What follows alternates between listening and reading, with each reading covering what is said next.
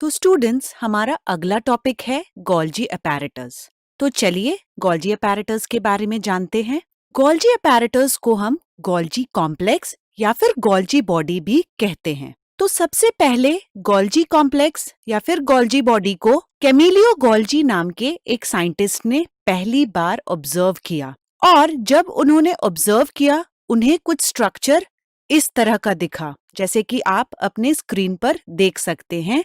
और Golgi body जो है वो न्यूक्लियस के पास ही पाया गया। तो कैमिलियो गोल्जी ने 1898 में पहली बार गोल्जी कॉम्प्लेक्स को देखा और उन्हें कुछ डार्कली स्टेन्ड या फिर densely stained reticular like structure के फॉर्म में दिखाई दिया।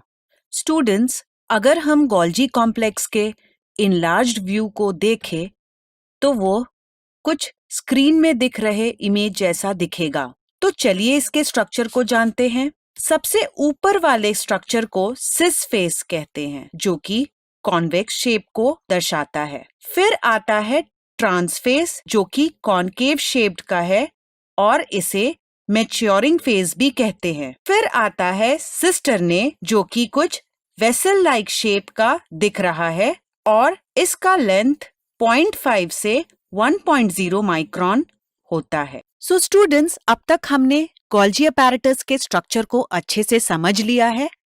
अब हम चलते हैं गोल्जी अपैरेटस के फंक्शंस की ओर।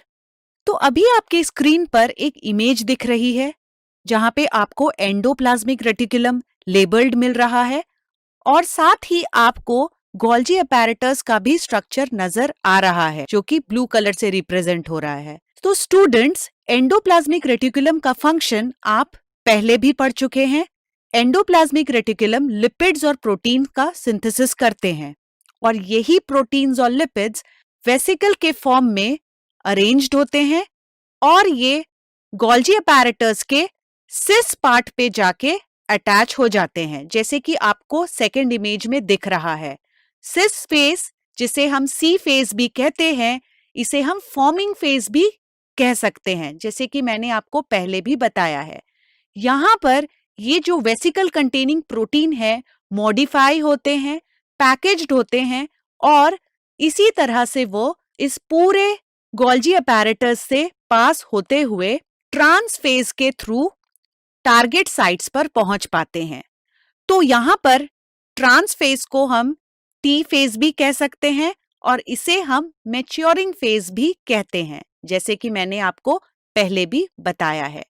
तो यहां से हम वेसिकल कंटेनिंग प्रोटीन का रिलीज होते हुए देख पा रहे हैं। सो स्टूडेंट्स, गोल्जी अपैरेटस के कुछ और फंक्शंस को जान लेते हैं।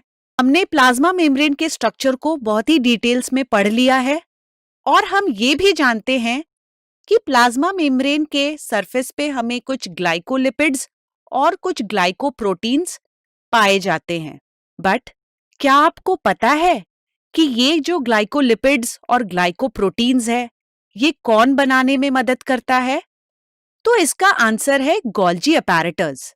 गोल्जी अपैरेटस का काम है ग्लाइकोप्रोटीन और ग्लाइकोलिपिड्स का फॉर्मेशन करना। सो स्टूडेंट्स, गोल्जी अपैरेटस के फंक्शन को इस वीडियो के थ्रू समझ लेते हैं। स्टूडेंट्स, यहाँ पे आप देख सकते हो वेसिकल कंटेनिंग प्रोटीन किस तरह से सिस फेज ऑफ गोल्जी अपैरेटस से अटैच हो रहे हैं और यहाँ पे जो है हमें बहुत सारे छोटे छोटे स्ट्रक्चर्स नजर आ रहे हैं, जो कि एक कार्बोहाइड्रेट या फिर लिपिड या फिर प्रोटीन जो है वो किस तरह से मॉडिफाई हो रहे हैं सिस्टरने में, और यही लिपिड और कार्बोहाइड्रेट मॉडिफाई होते हुए ट्रांस फेज के थ्रू टारगेट साइट्स तक पहुंचते हैं। सो स्टूडेंट्स, कुछ और फंक्शंस देख लेते हैं गोल्जी अपैरेटस के।